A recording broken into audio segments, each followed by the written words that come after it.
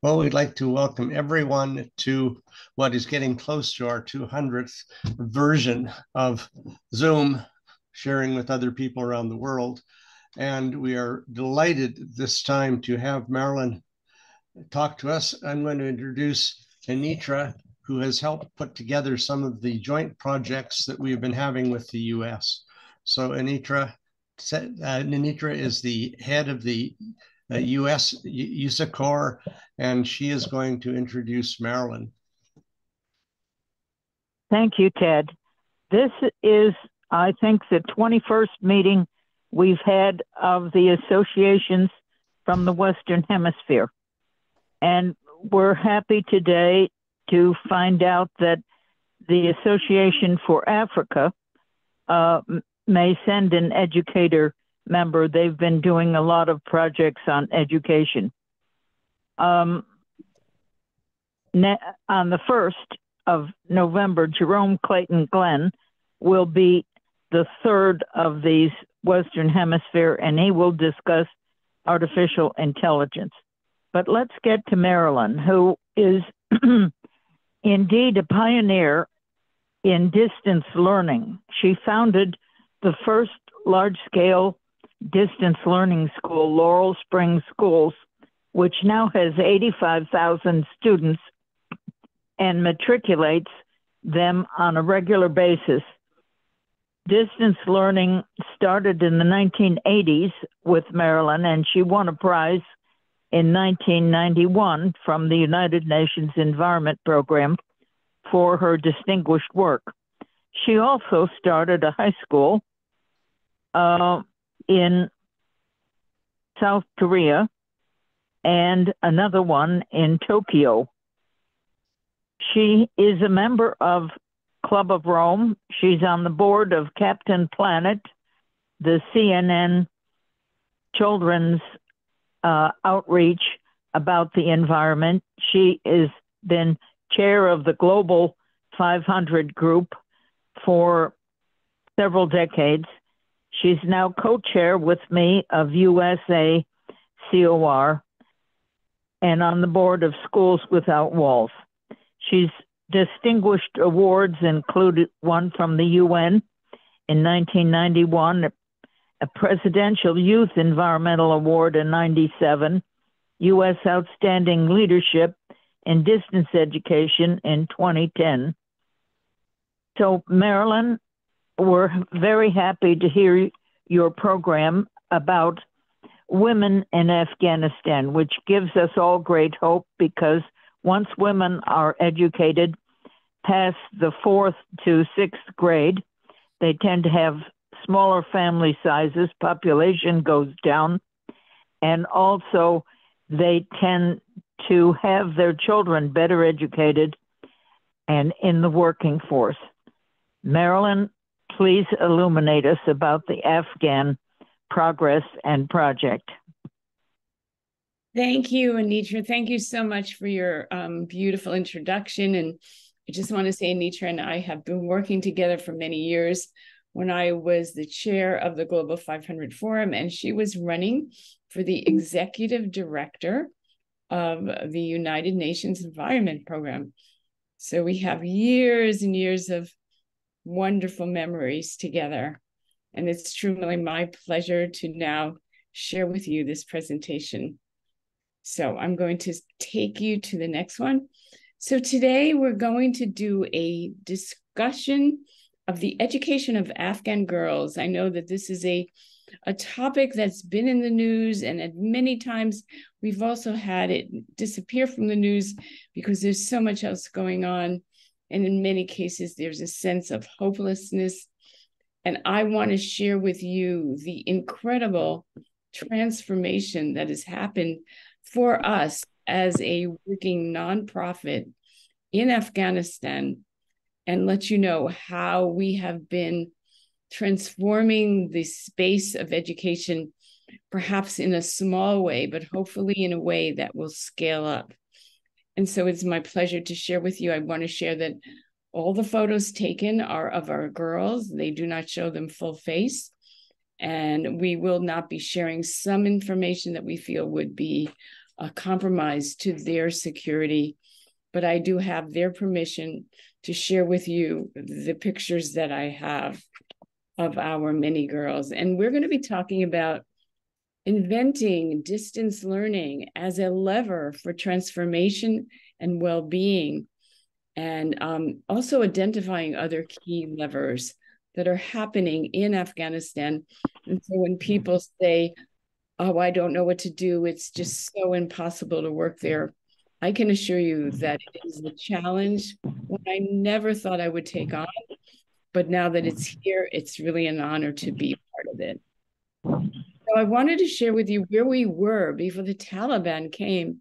Before the Taliban arrived in 2021, our goal was to empower mothers to educate their girls, and in exchange to agree not to marry them in an early child marriage. We worked on this repeatedly. We had incredible success.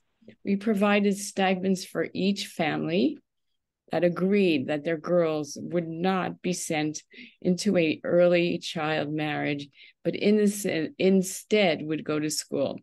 When I say 100%, I mean that we lost no girls to marriage. The women, the mothers, were extremely protective of their girls, wanting this for them. And as I said, no girls dropped out. We negotiated a few times when uncles or grandfather or cousins stepped in to propose marriage, and the mothers stood up for their daughters. And at that time, all girls were in school. And so our job was not to educate girls specifically, but to empower parents and mothers to ensure that they received an education. That was our core competency. And at that time, unknown to us, and really a surprise that came out of this process, was that we had 9 girls that went on to university. We did not anticipate that. We thought we were a K through 12th grade program. They went on to the very various universities. And actually, we do now have girls who have been partway through university and have had to stop, but we'll talk about that. And we do have girls who are going to midwifery school and to dental school. So this was our beginning. It was a light touch. We used to say we were small grassroots with a very, very lovely way of empowering mothers, sending them to classes and helping girls to be educated. We were very focused on preventing child marriage because young marriage is such a tradition in Afghanistan, and it's actually considered better to marry a younger woman than an older woman or a younger girl. Often families will have an album of their girls, and the man gets to pick who is he going to marry, and it's often the youngest. And why the youngest girl is most attractive is really hard to imagine. I have to excuse myself for a second. I have a cat sitting here that I'm trying to ignore. But they were often forced into child marriage with older men. And as we know, that the country ranked as the least favorable in the Gender Equality Index. So I have to say that was a staggering statistic to discover that our lever at that time was to empower mothers who themselves were illiterate and wanted to make sure that their girls were learning. And that worked marvelously for us. This was pre-Taliban. These were the stats coming out of the United Nations UNICEF program. You can see that it wasn't a rosy picture.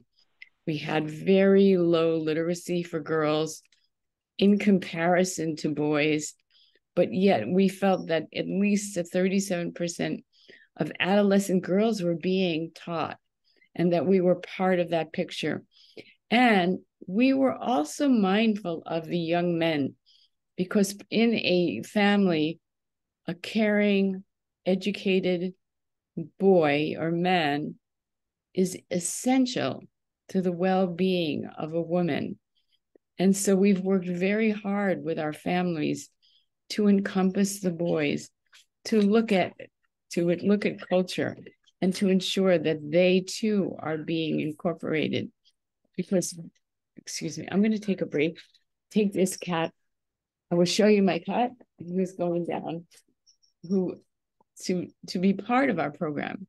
They're not being educated by our program because they can go to school, but the statistics in Afghanistan were really, really demoralizing. Only Niger had lower literacy rates than Afghanistan, but girls were going to school. And for them, the experience of the Taliban preventing school opportunities was one they had never experienced. And so 33% of our girls were marrying before age 18, not our girls, but girls in Afghanistan. But all our girls were in school and proud of it, determined, absolutely sure that they wanted an education. And then the unthinkable happened, truly the unthinkable happened, when in 2021, Afghanistan became the first country to forbid girls in 7th through 12th grade from attending school. And then in December, girls in university were prevented from attending school. All through this period, the Taliban were issuing edicts saying schools were going to be opened. The first day of school, all the girls arrived at school and then were sent away.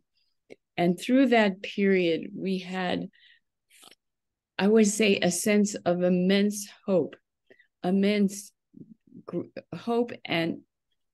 maybe even a sense of euphoria that schools were going to start.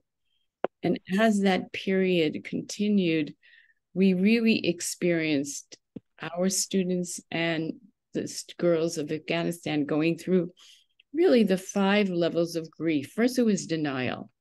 It's not going to happen to us. We will go back to school. Then there was anger. We are women. We are going to make it. And then there was bargaining.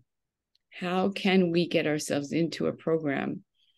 And I would say right now we're in between depression and acceptance. The realization that the Taliban have put out 20 edicts stating why girls will not be attending school.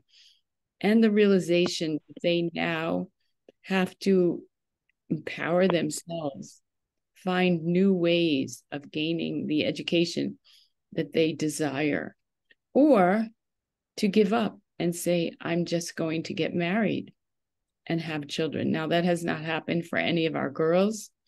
We have really had a wonderful track record of communicating with our girls and continuing to work on their education. But I want you to know that in Afghanistan, at this time, it is prevalent for girls to say, I can't go to school. I can't get a job. My only option is to marry. And I will marry the best opportunity I can find. And then I will have children and I will continue in that vein. So it has been a period of enormous chaos, challenges, emotional dissidence, disparity, and also moments of hope. And that's what I want to share with you today. My goal is to share with you what has worked from our perspective. And I have to say that where we were at 2021 during the invasion of Afghanistan to where we are now is truly transformative, life-changing events. And I'm happy to share with you where we are now. So life today, I just want to share with you the initial staggering shock when $8 billion per year, the equivalent of 40% of the Afghan GDP, was eradicated from their budget. It was challenging for us. We had people in dire need. And I want to proclaim that during that period, those first years, we never missed a month of ensuring that our families were taken care of, that they were continuing to be educated in the most unusual and heroic situations. Our team leaders, who I will share with you, went out every week with the funds that we could secure, which were no longer through the bank, but through Western Union, and then later through money exchange. Every family was insured their stipend, and girls continued their education. We never changed our mission, which was, if you're going to be with us, no matter the situation, we are going to continue education. And so we were able, and I owe that to our incredible team leaders, of which we have 3, who were dedicated to ensuring that our children would not be neglected. They would receive an education. Their parents would not starve. That first year was a nosedive from an economic perspective. I've talked with Dr. Barry Hughes. He is going to do some modeling on Afghanistan, but it's too soon to provide us with forecasts for the future because the forecasts keep changing. And so we too, like Barry Hughes, are continually adjusting day to day with the changing landscape. But there has been an end to that nosedive. I wouldn't say that things are equaling out. The economy has been shrunk by 20 to 30%.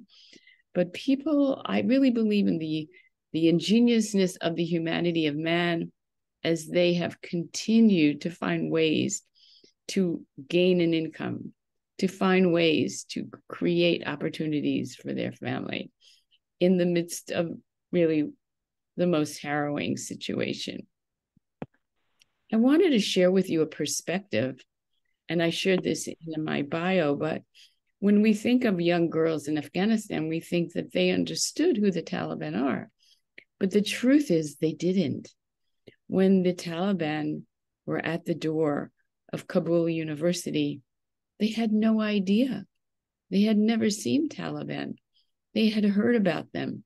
They called them the first government. And now the second government was coming through. And they were hoping beyond hope that this new level of Taliban was going to provide them with the continued education, which they stated they would. And they would go on to have the lives that they were preparing for, whether they were students at Kabul University studying medical learning, or if they were in high school. So it was a huge, not only was it a huge shock to us, we assumed they understood what was happening.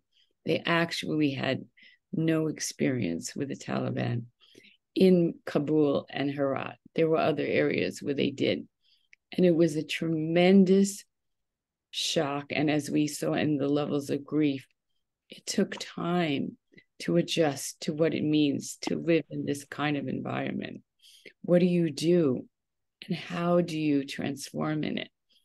And I'll go on to talk about how the Club of Rome has really helped influence our work in terms of understanding how to create levers of well-being in the midst of what we would think is the most horrible, challenging situation.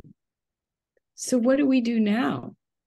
Well, we transformed from an organization that empowers women and girls to be the only online school in Afghanistan for grades K through 12. We have teachers located in Afghanistan, 3 of them, and we have teachers located in the US. We are now continuing to educate our girls on a daily basis. And I can assure you, when I look on my phone at night, those children are in school. We have made English a priority. And that is because many girls want to go on to a college or a university, either in Afghanistan or usually in Bangladesh or in the US. we began to work on journaling, which I'll share more with you about. We have a full 7th through 10th grade curriculum, including English, math, history, and science, and art. And we are preparing, in case it should happen that schools do open, that our girls are prepared to return to school or to be sent to a school in a regional college or the US. So I want to say that, I like to say that education is alive. We have a long ways to go, but we have really been able to formulate and design curriculum so that girls continue education. You'll notice none of our girls are using cell phones in these photos. One of the reasons is that we chose, and with their request, not to do full face photos. So there's no biometrics involved. And in addition, in some areas of Afghanistan, in certain provinces, they do not have access to cell phones yet. So I would say, as we're going to talk about, this is an idea whose time has just begun to emerge. And I'm going to compare that to the United States and actually to South Africa and how we are moving ahead in this area. But I wanted you to know we ourselves, Educate Girls Now, has continued to provide consistent education day after day after day, and no girl is being left without an opportunity to learn, knowing that we completely support and want them to be the generation that continues their education, that no child is lost to this unthinkable education. I wanted to tell you about another opportunity we created. We have been working with the Asian University for Women in Bangladesh. This is a picture of Elahe. She is an Afghan student. She was a member of the Afghan robotics team that built the first ventilator out of car parts during COVID. And we created a partnership with the Asian University for Women. I totally support their program. And they take our girls in small groups over to Bangladesh and provide them with a 4-year bachelor's degree. And then if they choose onto a master's, students who have gone to Asian University for Women are now going to Brandeis University and Oxford and other colleges. So Elahe was one of our young robotics team members, and she was determined to continue her education. She was sequestered in Afghanistan, known for her work on robotics team. She had been part of the group that went to the United States to present at MIT. President Trump actually first refused their visa on the grounds that they are terrorists. With much pressure, he allowed them to attend. And these girls returned to Afghanistan. And although many of her team members were sent over to AUE, she was not old enough. We were able to work with her. She's now in the Asian University for Women. And to really promote that process, we prepared our girls with English classes, laptops, phones, assistants completing their application on the phone, and emotional support for the family, because they knew that when they left Afghanistan, they were leaving for 4 to 5 years. This was a huge emotional challenge that we worked on with them and their parents. We worked on visas, passports, and also the arrangement of male family members to accompany them to Bangladesh. Elahe and her 2 comrades are there. We have 6 more girls going this year. It's an arduous process, and probably the most amazing and maybe the most emotional part is a family willing to release their girls to a new life. And for the girls to know that they may not see their family, because going back to Afghanistan at this point is prohibited. But I'm so proud of the work we're doing with the Asian University for Women. They are a force for good, and please feel free to email me and I will give you more information. They are the most available regional educational opportunity for girls in a country outside of the US. And we have gone through the process of taking our girls there, and it's a nail-biting process. So I wanted to move into levers, key levers, and this is connected to our work on Voyages for Well-Being. What is it? What are levers that are making a difference in Afghanistan now? I know on the news we hear about the terrible situation that's taking place in Afghanistan. And maybe for some people, it's a reason to give up, to not have hope, or feel like it's impossible. But we have found that we have a colleague of schools and individuals who are working with us to create opportunities for girls to learn. And it is growing. Collaboration is the key. And I'm going to invite the Canadian Club of Rome to be part of this process as you find organizations in your country that might like to be part of this. So I'm just going to give you an example of a few of these amazing organizations.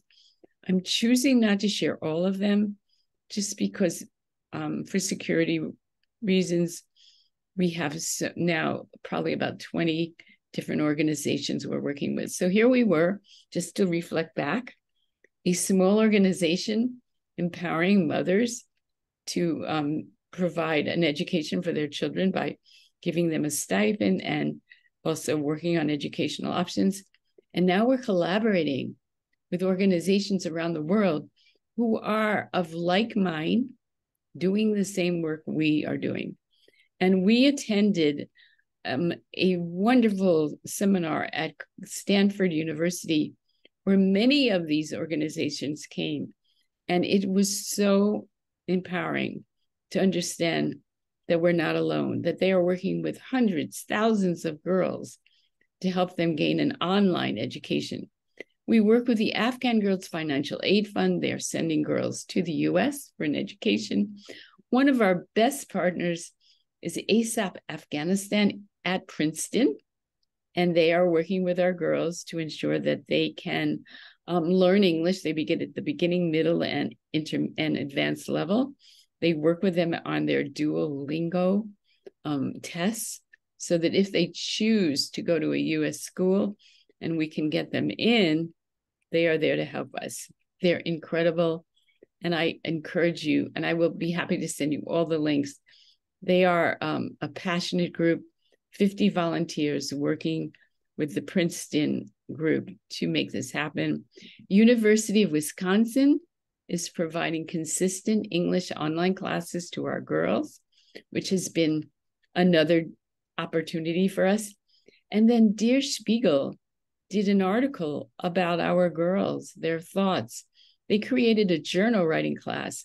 Our girls attended, and they worked through many processes on this, not just what do I say, or hi, I'm from Afghanistan, my family went through the invasion, but to go into a deep, deep dive into their feelings and their experiences. This was published on Der Spiegel, and I'd be happy to share that with you. We've received so much support from Germany and Switzerland and United Nations and from England, who are very engaged in this process with us. And what was born out of it is a desire to journal. Journaling is a wonderful way for healing, self-reflection, the opportunity to find their voice. And after we completed our collaboration with Der Spiegel, we went on to create our own journaling program, which is taking place now in Afghanistan online. And it is really popular. And girls express their feelings not only through writing, but also through drawing And we do have another group that's working on providing improv. But it's so important as girls go through trauma to be able to express this. And so with Stanford, as I was sharing, we have collaborated with numerous groups, and we look forward to sharing more with you about this collaboration, which includes receiving credit for classes in courses taken in universities in the United States and hopefully also in Canada. I'm inviting you to join us and happy to talk with you about it. And also beginning to move some of our girls out of the country, although that isn't probably as scalable as some of our other options. But again, we have some bright, shining stars who need to go to other countries to learn. I wanted to talk about online education. So as Anitra so kindly mentioned, I created Laurel Springs School in 1991. We created the first online education in 1993. I would say at that time, it was an idea whose time had not come. We were met with tremendous hostility and the sense that the way that you measure learning is through seat time. We had the premise that you measure learning through mastery-based, customized, personalized learning. And now here we are in 2023 with billions of children doing online learning, which was also, advanced by the COVID epidemic that familiarized families with homeschooling. But it wasn't an easy process. We started with 72 students. We began a class with 38 online students after that, of which 19 dropped out. And so it took us time to learn. And then we worked with our wonderful John Gilmore on his cellular process for learning through phones. And at that time, we were trying, but we met with tremendous resistance in Afghanistan. There were so many restrictions. Families felt from a cultural perspective that girls on phones was an indication of a loose woman. We had to get through that. We had the problem of electricity, families not affording phones or affording cellular data. But, when you get to the point when you are most desperate and you need to innovate, that's when things happen. And so as it's become apparent that schools are closed and they're not opening right now, we have seen the incredible restorative of the human spirit, and most of our classes have been moved to WhatsApp and Google Meets.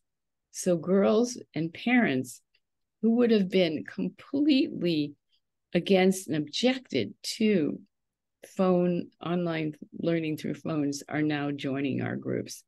So it's interesting what happens when there is a tremendous shift in a culture and a shift in the world that makes this happen. For us here and in many countries, it was COVID. For Afghanistan, it was the closing of schools. And so all our classes are presented on cell phones. Our students join in WhatsApp and Google Meets. And in some cases, if they're fortunate enough to have a computer or a tablet, which is something we're working on, then they can do even more work. There are restricted areas where phones are not allowed. And those girls, as you see in these photos, are working on workbooks and texts. We chose not to show girls on phones. It was their request. From a cultural perspective, it's not yet fully accepted to do that. But I guarantee as time moves on in the next year, you're going to see a tremendous transformation in girls doing online education and being proud of it. Who else? What is another lever? Another lever is our mothers. Our mothers have stuck with us. They are more in control of their destiny than, unfortunately, many families in Afghanistan who have taken a deep dive with the economy. Our families are sewing, creating rugs, designing new programs, selling their materials on Etsy, really working to create an income. And they are the most likely and the most determined to ensure that their girls are literate. We thought this might change after the Taliban invaded, but what I can assure you is mothers, although they're afraid of security issues, and we can address that as well, they don't want another generation of illiterate girls. And these girls have an opportunity, and these mothers are behind us. I can show the face of this lovely woman. She's been with us from the beginning, from 2013. She was a widow who was left by her husband and lost her children to famine. And we have ensured that those remaining children are cared for, and we adore her. So our girls are receiving academic and also vocational training. We have worked with many, many programs on sewing, jewelry making, and manicuring, other ways that girls can do in-home learning. And I love the fact that people in Afghanistan are as ingenious as we are in thinking outside the box. Another lever that we're perceiving, and it's sort of a big picture, is we work with 30 families. We currently have over 150 students working with us, but we want to scale for the future. What happens if Afghanistan continues to educate their girls at home? We want to ensure that those girls, those mothers, and those fathers of the future can educate their children at home, and that they can create an economic opportunity for them. I can assure you they're dedicated. They value education in a way that I wish I could share with children in the Western Hemisphere. For them, education is everything. Our girls' fate is connected to creating loving, caring boys who can also change the face of the culture and support education at home. And so we are beginning to expand our program, and many of our offerings that you see are now not being offered only to the girls and Educate Girls Now, but to girls in other provinces. I believe that this is an idea whose time will come. And it's taking time, but there are thousands of girls doing online education programs through over 20 different organizations. And the Taliban have not stopped that. It's happening at home. And so we look to the future. What if they can't go back to school?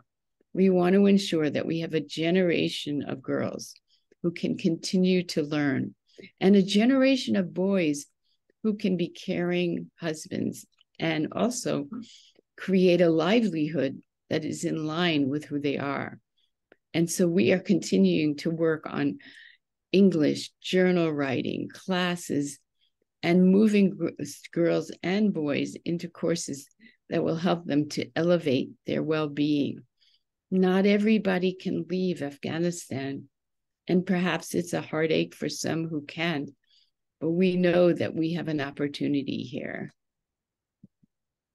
So what is our future? It's clear to us that educating girls and investing in our girls and in their future is key. We don't want to lose a generation of girls who get married at an early age. And we know that this also pertains to limits to growth. If a girl is married older, then she has less children. And the fewer children she has, the easier it is for the family. We have a beautiful essay that I'd be happy to share with you about a young woman who wrote for Der Spiegel and said, what if my parents had chosen only to have one child instead of 10? that one child would have received so much support. And so we look to girls working right now at home with the hope they will return to school. We look to providing as many options as possible, kind of like an a la carte menu, so they have choices. And we really believe that educating girls, which we know is needed, there's no country that survive on only half of the population providing to the economy. And so we see that there will be changes in the future, and we're prepared for that. When the Taliban were in power before 2021, there was no internet, there was no online education, there was no collaboration. Now we have a different culture and a different opportunity. Children, parents, girls who have been exposed to learning online, and it is staggering to see the multitude of girls who are determined to learn not only English, but programming. IT is another very important opportunity that will make them viable in the market. And we are working with other organizations on that competency. As we go up to K through 12, other organizations are working on post-secondary. And to me, this is one of the most exciting things that could have happened. We wanted to do what John Gilmore had done at LEAP and begin to do education on cell phones during COVID. Our time had not come then, but now we are moving in the right direction. So what is our goal? Well, our goal has always been to nurture the human spirit. It is always our belief that we are here to restore beingness. And what we've discovered is that if we scale up as a team, as we work with a growing, dedicated group of individuals and institutions, we are making things happen. Things are changing. It may look bleak on some level, but I can assure you that every single girl and boy that we save, that we encourage to be educated, is a girl and a boy who may be the one that's going to transform their country. It's not over yet. And I want you to know that we know that the support is there not only outside the US, but inside Afghanistan. I want to do a quick thank you because this has been one of the hardest jobs I've ever done. Creating Laurel Springs, I thought was hard, but it's moved so rapidly. And as Nitra said, we have multitudes of students and graduates, and we were able to quickly move into online education and collaboration with so many groups. With Afghanistan, we're moving at a different level, but it's still moving along. And so I want to thank some amazing people who have really helped us through this journey, a journey I never really thought I would take. One that I was introduced to through my daughter, who did a movie called Girl Rising about girls being educated in Afghanistan. And I want to thank Anitra, who's always been there for me, Ted, who helped us to try to evacuate our families to Ecuador, to John Gilmore, who has provided for me a model that is a beautiful, philosophical, far-thinking approach, to Ryan, who's there to help us along the way, and to Sylvia, who's always been a support, to Dave and Art, who've been just great to work with. And I really want to give homage to our team. We have an amazing working team. Jane Torres, Nargis Zadran, Shagufa Habibi, and Hasib Hakim, who have worked with us in our working group to get us to this point. We don't know what tomorrow will bring, but we know we have that sense that we're in the middle of the Wild West. We're in the middle of that experience we had when we were in the United States, had no idea how online learning was going to be accepted. We were booed off classroom stages, similar to parents refusing in Afghanistan at the beginning to let our girls be educated. And now we are having family after family asking for their girls to join our group. So I want to thank Mamfala, to all the people who have told me that it's the empowerment of the individual that's going to make the difference. So it's with great honor that I thank you for giving me this opportunity to share with you where we are now. And I know by next year, the landscape will be very, very different. Thank you so much.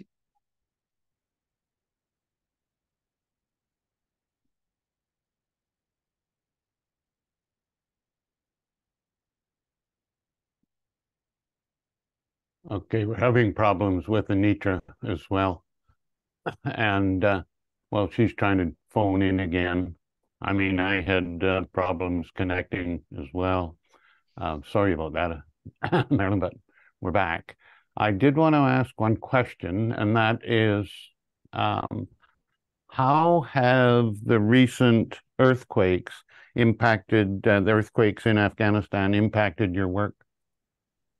Thank you. Thank you for asking that. And we always want to be mindful of the challenges that are taking place. So our main group of families are in Herat and in Kabul. We do not have any families in the area that was hard hit, although our team members have been reaching out to that area to see if there's anything that we can do to be of help. We know that the houses are poorly made and that there's been a devastation. The information coming out of there is, this point, is sparse, but it hasn't affected our work. Our goal is to ensure, first was to check on our families in Herat to make sure they were okay, and then to see what we could do to be of help. Have you Thank you very much. I would like to have a few of our overseas guests ask Marilyn some questions. The first being, I want first to have Sylvia and then followed by John Gilmore, please. Sylvia, can you unmute yourself? Sorry that I had another call which bounced my cell phone off. Hi, Sylvia. Sylvia has been for years the executive director of the Argentine Association for the Club of Rome.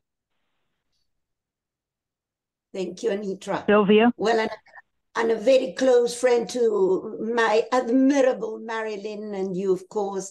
And once again, I will say I admire her. I just admire this woman.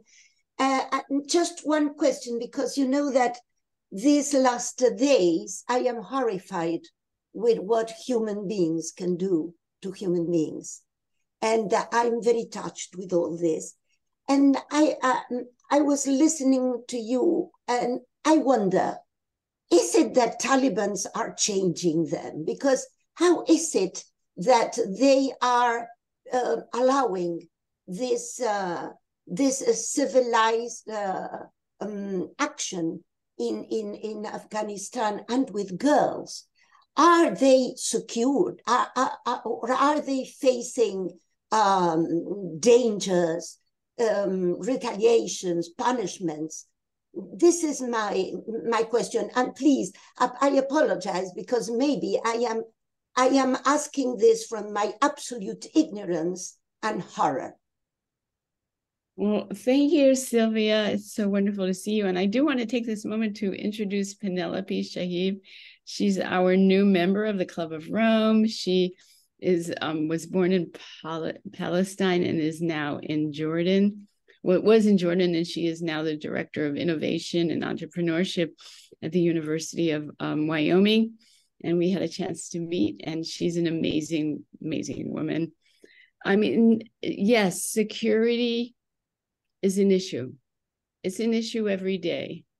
And we are very, very careful about how we manage our program. It's very interesting. There's a level of safety that did not exist before this overtake by the Taliban. Our team members can freely go out and distribute money. We do not do any online, we do not do learning in schools or what are called afternoon schools.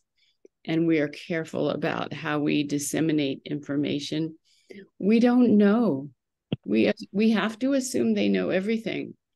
And so we have to assume that what we are doing is in alignment or is okay with what they're doing. We've heard various things about it, that they received specific funds from the cell data that is sold. To date, we have not had a problem since the evacuation of our original team, who were also connected with other organizations that made them very, very, very vulnerable. And we're worried, and we are careful about our communications, and we take good care to protect our team and our teachers and our students. But and when we spoke at Stanford University, no one knew. It's it's sort of everything could flourish if we knew. We could move ahead. That would be an obstacle that would be known. And I remember talking to John Gilmer once, and he talked about when you can't control the politics, what do you do to create empowerment? And that's where we are, is we can't control the politics. We can do our very best for our families and for the girls and to create a vision. Thank you, Sylvia, for your most interesting question. And Marilyn, John, you're up to bat.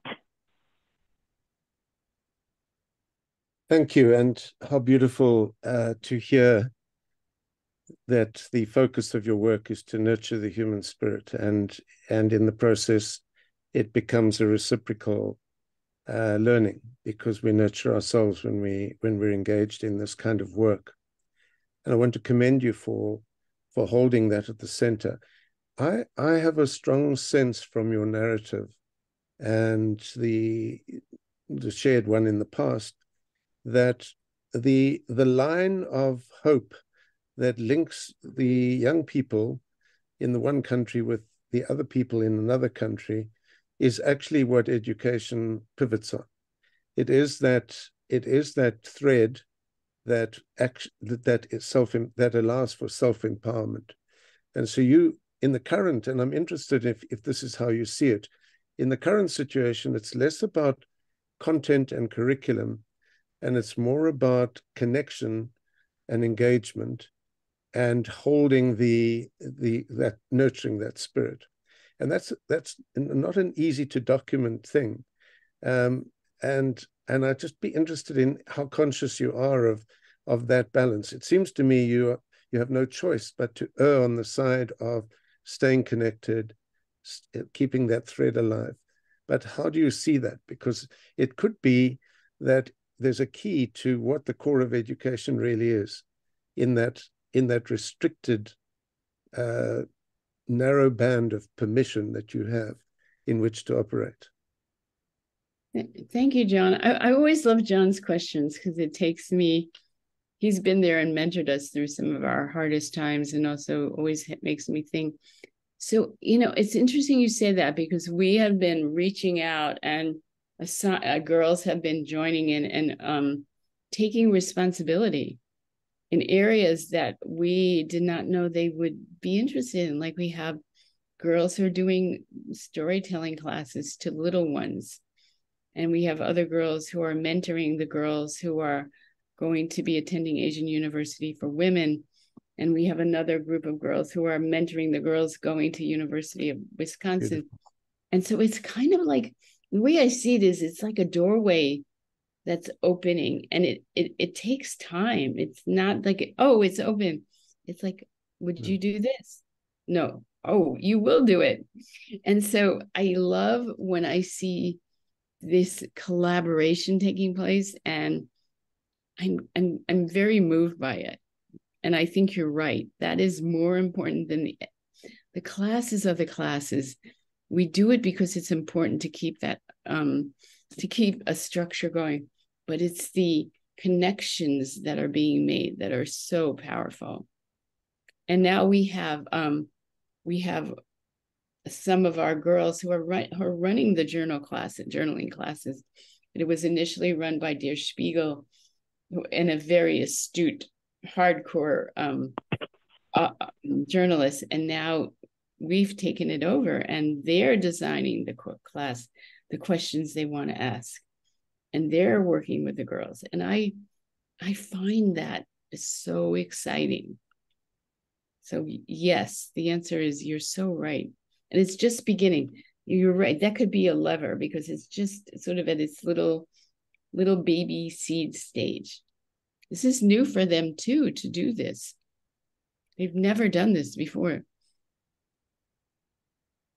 I'm going to step in as a catalyst here and suggest that sometime in the next 12 months, the girls from one of John's schools get on a Zoom chat with the girls from Maryland's school, and they compare experiences of what it was like in the war and the takeover by the Taliban versus what it was like in COVID times when they had to have continual closed school, and bring those two cultures together and see if they don't both learn something from one another, because John's girls are very assertive. I've met them. I really love it. What do you think? I'm just dropping that in the two of yours lap. Is that possible, Marilyn? Oh yes. We can definitely do it on WhatsApp and on Zoom. And I think it would be good for them to see another model. And a model of, self-empowerment, the work you've done with your students. I think that would be, thank you, Anitra. I know they would do it. And it would be really interesting for them. John, of course, for the K-Corps people, is speaking to us from Cape Town, South Africa, where he and Mampela Rampela, who is the patron of the schools, run 6 and now almost 8 schools for learning of science and math. I'm sorry I interrupted you, John. No, I was simply going to say that what is interesting about the conversation that Anitra is brokering is that in a community like Diepsloot, which is our most difficult community, the girls are afraid of the violence of men. 67% of men in that community are perpetrators. And that's World Bank research. So we live in these children are currently, these girls, when they come to school, they're safe, but when they're going home, they're vulnerable. And in their homes, they're vulnerable. 75% of the children have domestic violence on a regular basis in their homes. So, there is a more than just the building the cell phone thing out. It's also the sense of surviving in that toxic masculinity subculture that we could tie together. So thank you, Anitra. Yes. Okay. All right. So our next question comes from Art Hunter, who is going to represent K-Corps, and he has a very interesting question. Art, are you there someplace? I've already asked my question, and Marilyn answered it very clearly. I think we could move on to other people. Thank you. Okay, good. So David Lehrer, are you still with us from USACOR? We do have Richard Vanderdaat.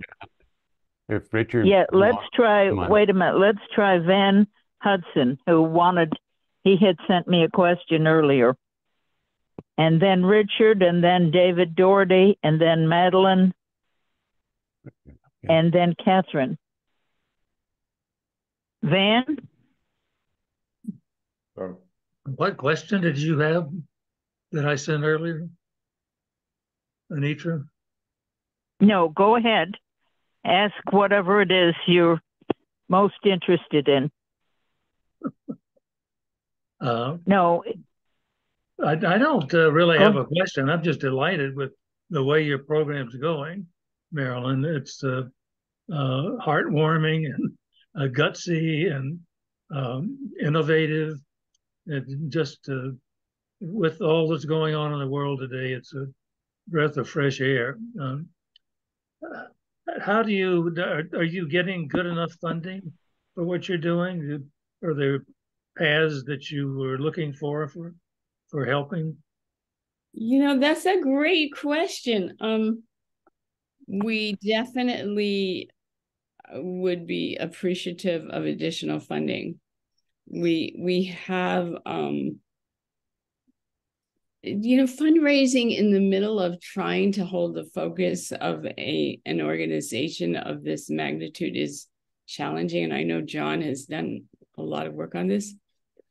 So yes, the answer is we could definitely benefit from individuals and organizations who would be happy to help with us. And we've received a nice response from Germany, and we're going to do a symposium on December 5th. And we're going to bring our girls who are at the Asian University for Women to talk to people, because we thought they want to. They're out, they're studying, they're part of the girls robotics team, and they want to participate. So I will send everyone, if it's okay, an update. But yes, funding for a nonprofit is never easy.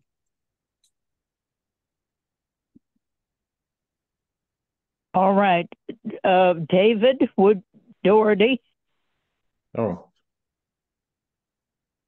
We should go David. to Richard. We should go to Richard. All right. Yeah. Okay. Go ahead, Richard. Thank you. That was a great talk, Marilyn. You're doing very inspiring work. That's well done. I have a two-part question. One is, what percentage of the girls would have access to the internet or cell phone? And the second part that sort of follows on that is, how do you engage them in the first place? Good question. Okay, so we are still putting our stats together. I wrote to Dr. Barry Hughes, who does modeling, asked for his help on this, because now that there's unexpectedly so many organizations working both inside of Afghanistan, in Iran, offering courses to Afghan girls. I don't have a figure for you, but if I were to guesstimate right now, I would suspect that there's about 35 to 40,000 girls doing online education in Afghanistan. So that was a significant surprise for us to discover that there's been a kind of a disruptive technology for them, or an inspirational leap to go from, we won't do this, it's disrespectful to our girls to have a cell phone, to this is the option. So, and what was your other question? I'm so sorry. Oh, no, I just asked, how do you manage to engage them in the first place? So we started with our Educate Girls Now families, of which we have 30. They've been with us for, many of these girls started with us when they were 10 years old. We took them through high school, and they were now starting colleges. So they are truly our best representatives, because they know we're the only group that provides consistent support through all the stages. So it's not like we come in for Eid and give them money. We're there all the time. And I would say through them, they have shared with their girlfriends, and then their girlfriends have shared with their girlfriends. And so it's been this word of mouth explosion. We get emails every day and texts saying, I want to join your program. And very so it's kind of going, it's kind of an underground but expansive way of learning. And I think it's very similar, I have to say, to when we started Laurel Springs. It was mostly word of mouth. And so it's as people feel safe. The key is security and safety. If they feel safe to learn at home, girls are determined. Terrific. Well, thank you. David Doherty. Yeah, thank you. Marilyn, I was wondering, I have a name in the United States that you might not have heard before, which is Evangeliban. And I'm wondering what chance you see for the Evangeliban taking over parts of the United States of America and bringing various types of bans on education into force. And in a sense, is that what we already have underway in Florida? Oh, wow. I'm sorry that I don't know more about this. Okay, so evangelical groups across the United States are doing virtually exactly the same thing as the Taliban in Afghanistan, from my perspective. And I think it's a real danger to your country. Good question. Okay, so that's a tough one. It's a very, the way the United States works is decisions are made statewide. So, for example, the curriculum we do in California is different than the curriculum that is in Florida. And we have the choice of choosing our own curriculum based on core competencies and core subjects. Do I think it's going to overcome the United States? No. Do I think it has a profound effect? Yes. Do I think it's disturbing? Absolutely. And it's we at Laurel Springs get a lot of students from states who are suffering because of these horrible bans. But there are so many, because of the way the United States is designed, it's unlikely, unless there was an overwhelming population that promoted that, which there are in certain states. I've been there for various conferences. I think we have to address it. It's coming up as an upsetting, and it's a horrible issue, but I don't see it overtaking the country. Yeah, individual states I can understand. I think it's a real danger to the United States because it could well precipitate or at least form a part of the groundswell that could break the country up. It's always a possibility. My experience is that the different regional accreditation boards are very specific in their requirements. And I don't think that they would allow, certainly in the Northeast and in California and in various states along that way for that to happen. But it is a concern. And let's hope, that's a whole political conversation about the future of the United States. Indeed. And who we will be in 2 years. Yeah, let alone 10. Thank you very much. Thank you, David. Thank you, David. Thank you, Marilyn. What about Catherine, who had a question? Yes, thank you. Marilyn, you partially answered this question because Sylvia touched on it in her remarks at the very beginning. But here in Ottawa, there's a group of us as part of the Canadian Federation for University Women that have recently started helping to fund former university students in Kabul by providing them with laptops, power packs, and internet access in a package. And one of the concerns that keeps coming up within our group and sort of in the community here is a worry about the safety of the girls. And you addressed that and said that you really haven't had any problems with any sort of sense that the Taliban is paying that much attention to it. You said you quoted some thousands of students who are doing online education, and I just wondered if you could comment a little bit more on is the Taliban just not really care that these girls may be doing that? We had this sort of sense from people I've talked to that they might be targeted if they began to pursue an education online. Such a good question. So we always assume the Taliban know everything. I mean, I think it's the best way we move forward, assuming that they know what every group is doing, whether they do or not. On the other hand, they have not been targeting home education. Many of them educate their girls at home and participate in these programs or send them out of country to receive education.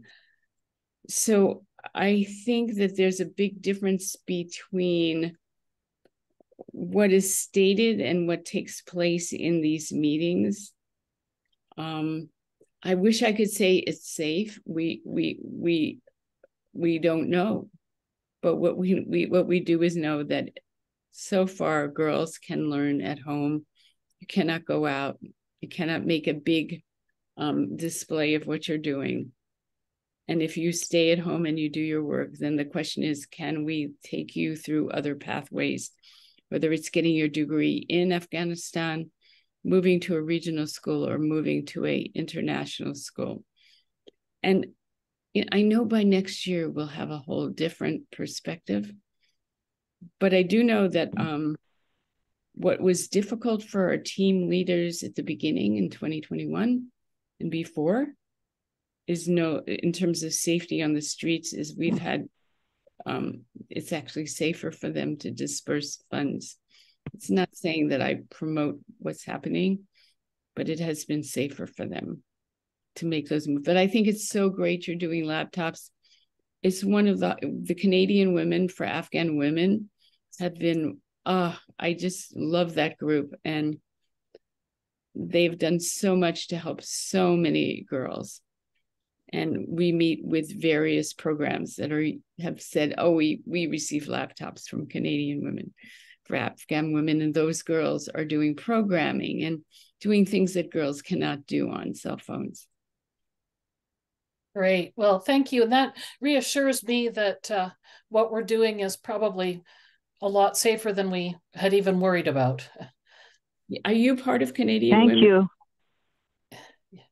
Well, our group is collaborating with them on their remote communications assistance program. So, and there is somebody, Jennifer Simpson, who's here from Canadian Women for the Women of Afghanistan, on the call today too.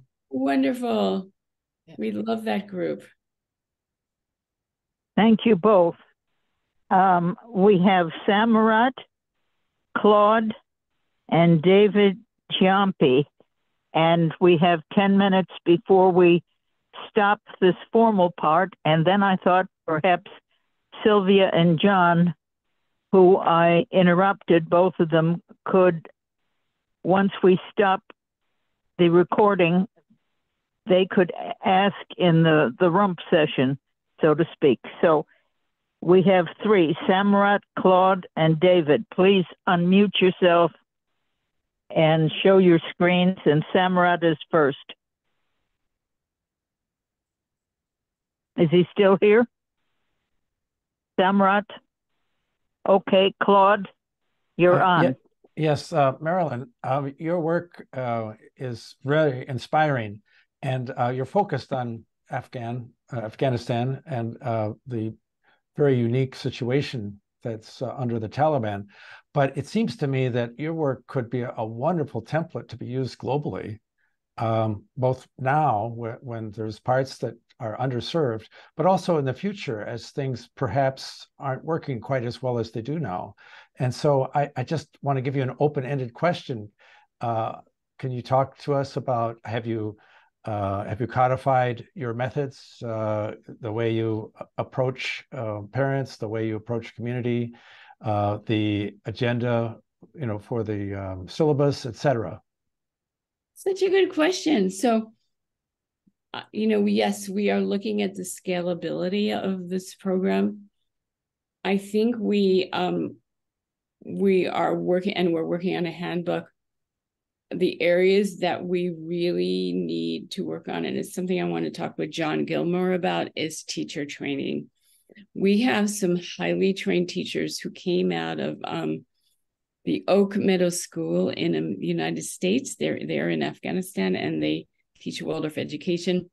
We would like, before we bring in new teachers, we would like to work more on codifying teacher training and designing our philosophy of well-being so that it's clearer and it's something we can share. So we were just beginning to look at, we've been so inundated in Afghanistan, but it's so scaled, it so needs to be scaled. I mean, you look at, there's so many countries and that are in dire need when it comes to women's literacy and literacy for men. I never want boys. I never want to leave them out because they are, you know, so majorly a part of the well-being of our earth.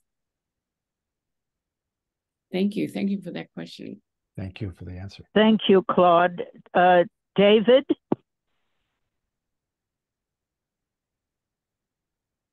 Giampi, David, are you there?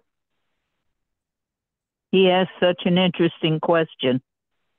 I've asked him twice to start his video and his audio, but he hasn't responded. All right. So do we have a quick wrap-up comment, Sylvia? I know I cut you off. No problem. It's so interesting and so inspiring for everybody, because we must unite the world for a better humanity. And once more, Marilyn, it's extraordinary what you're doing. I just want to tell you something, that here in Buenos Aires for the 2025, as you know, Marilyn, we are organizing the first international biennial of Art of Children. And it's an initiative between the Club of Rome and the MOA institution from Japan. And we really think that it's a way for the children to express their sadness, their problems, their hopes, and their needs of love and their needs of necessities of peace. So I would like very much, dear Anitra, if you and Ted, you agree, I would love to make this from the Western Hemisphere, the chapters of the Western Hemisphere to be present. And of course, Marilyn, to have your beautiful Afghan girls being part of this encounter of art, children, and hope. And also you, John, that would be marvelous. And Sylvia, I wanted to mention that I shared your ideas with our girls, and they've already started to create. We sent them pencils and paper, and they've been working. And you know, art is such a beautiful expression of hope and challenge and a way to delineate your trauma. So girls are working. I had already told them about you. So they're art is freedom. Art is freedom. Art is love. Yeah. So marvelous, Marilyn. Very welcome, you girls. Thank you. John, do you think your girls or your students would like to send in some art to Sylvia's 2025 Club of Rome event?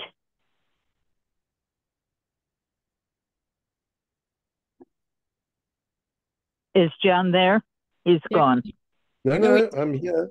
I'm right here. Oh, you're there. Yeah, I'm right here. We would very much like to open that possibility. We have a lot of our children love drawing. We don't have art as a formal subject, but drawing is part of our creative arts broad subject area, and it would be lovely to be part of that. And also in that potential exchange with Marilyn, we could work on something together, you know, just in terms of a joint presentation.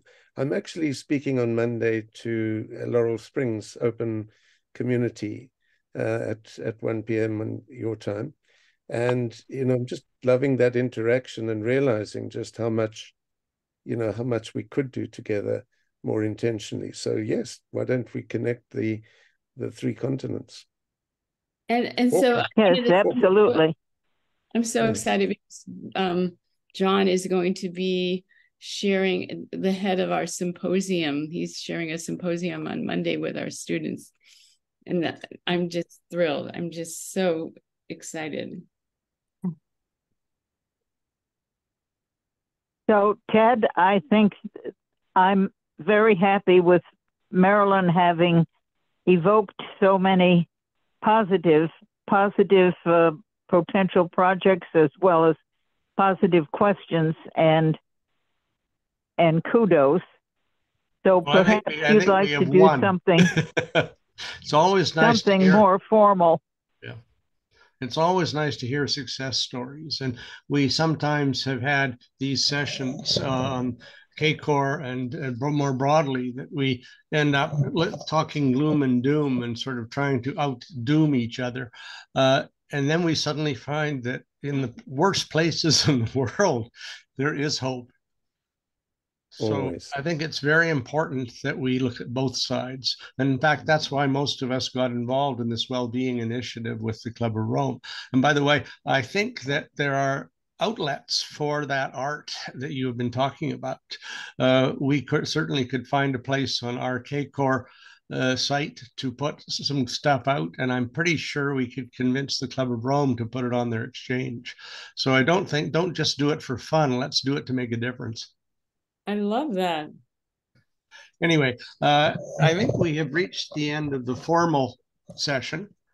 And so I would ask Art or Dave, whichever one of you is controlling this, to put on that final, thank you very much, that now is the time for the commercial.